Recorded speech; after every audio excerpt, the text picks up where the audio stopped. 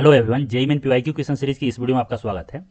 देखो, यह जो है वह फॉर्मूला बेस्ड क्वेश्चन है जिसमें अपने को रिलेशनशिप बताना है बिटवीन मैग्नेटिक ससेप्टिबिलिटी, और इसे हम लोग काई भी बोलते हैं। यह होता है CHI, काई भी बोलते हैं, और कहीं कहीं पे ची भी बोला जाता है। ठीक है, कोई पढ़ता है। दूसरा मैग्नेटिक परमेबिलिटी म्यू।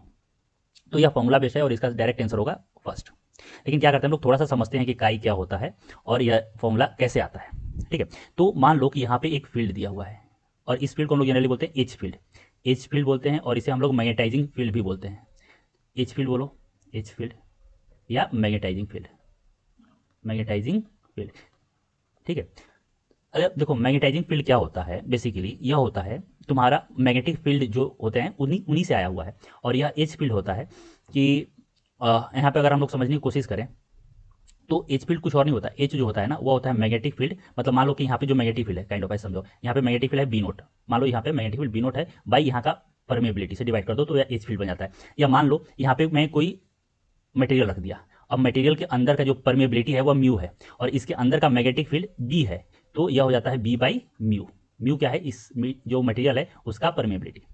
ठीक है, तो हम लोग ऐसा बोल सकते हैं कि एच फील्ड कोई एक ऐसा फील्ड है जो हमेशा यहाँ पे सभी जगह कांस्टेंट रहेगा। अगर वहाँ पे एयर है तो भी एच वही होगा, अगर यहाँ पे मटेरियल है तो भी एच वही होगा। क्योंकि सिंपल सी बात है, अगर देखो यहाँ पे एयर है तो B naught by mu naught कर देंगे, और अगर मटेरियल है तो क्या करेंगे, बी बाई म्यू कर देंगे। तो अब हम लोग थोड़ा सा समझते हैं कि काई होता क्या है। तो मान लो हमारे पास दो मटेरियल है।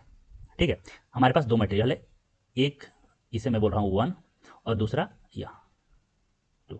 अब हमें पता है, देखो तुम्हें पता होगा कि किसी मैग्नेटिक फील्ड में अगर मैं आयरन को रखता हूं तो वह भी मैग्नेट जैसा बिहेव करने लगता है। ठीक है, कुछ उसी प्रकार से यहाँ पे भी समझना कि यह एच फील्ड है। मान लो एच फील्ड का मैं वैल्यू ले लेता हूँ 10 एम्पियर पर मीटर। ठीक है, तो अब इन दोनों को 10 एम्पियर पर मीटर फील्ड में रखा गया, तो अब इसके अंदर भी मैग्नेटाइजेशन होगा, यानी यह भी थोड़ा मैग्नेट जैसा बिहेव करेगा और यह भी करेगा। मान लो यह जो बिहेव कर रहा है, और देखो यह जो मैग्नेट जैसा बिहेव कर रहा है उसे हम लोग कैसे मेजर करते हैं, तो उसे मेजर करते हैं हम लोग आई से। आई क्या होता है, इंटेंसिटी ऑफ मैग्नेटाइजेशन, कि कौन कितना ज्यादा मैग्नेटाइज हुआ।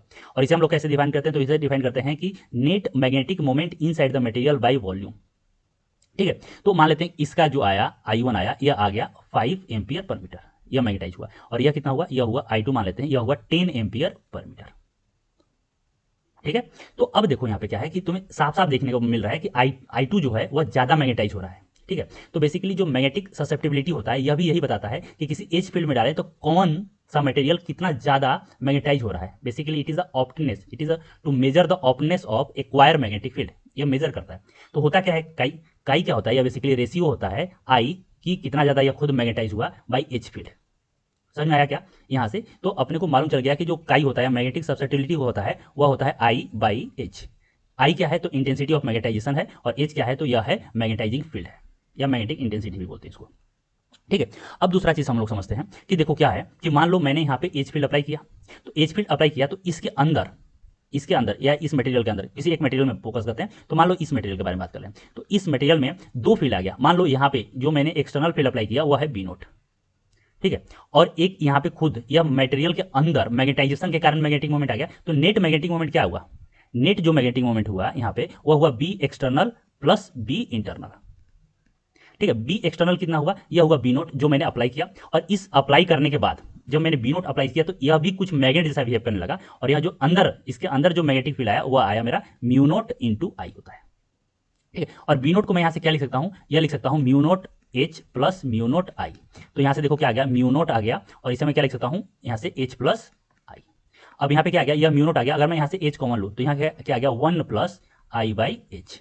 ठीक है, अब आई बाई एच क्या होता है, काई होता है, तो यहाँ से हम लोग क्या लिख सकते हैं, यह हो गया एच और यह हो गया 1 प्लस काई। अच्छा, बी नेट है ना, तो बी नेट मैंने अभी कुछ देर बोला था कि मान लो इसके अंदर नेट मैग्नेटिक मोमेंट आ रहा है और वह है बी, यही बी नेट है। तो इसे मैं एच के टर्म में कैसे लिख सकता हूँ, तो क्या बी बाई म्यू लिख सकता हूँ क्या? ठीक है, तो यहाँ से मैं बी नेट क्या लिख सकता हूँ, बेसिकली म्यू ऑफ मीडियम। ठीक है, यहाँ पे जो है वह मीडियम के लिए म्यू टर्म यूज किया है, तो मैं म्यू एम ना लिखकर म्यू ही लिख रहा हूँ। ठीक है, तो यह म्यू हो गया इंटू एच हो गया। तो यह जो बी नेट है यह क्या होगा बताओ, म्यू इंटू एच। तो यहाँ से एच और एच कैंसिल हो गया, तो यहाँ से क्या आया, यह आया 1 plus chi is equal to mu by mu naught. ठीक है, और यही होता है रिलेटिव परमेबिलिटी, तो यही क्या है, म्यू आर भी है। तो यहाँ से देखो, यहाँ से काई इज इक्वल टू क्या आ गया, यह आया mu by mu note minus 1, और इसी को लिख सकते हैं म्यू आर माइनस 1। सही है क्या? चलो, तो यहाँ से अगर हम लोग देखें तो यह ऑप्शन जो है वो फर्स्ट आया। ठीक है, आई होप आपको समझ में आया होगा। अगर वीडियो समझ में आया तो वीडियो को लाइक कीजिए, चैनल को सब्सक्राइब कीजिए, कुछ पूछना है कमेंट सेक्शन में मेंशन कीजिए। ठीक है, आज के लिए इतना ही, थैंक यू सो मच।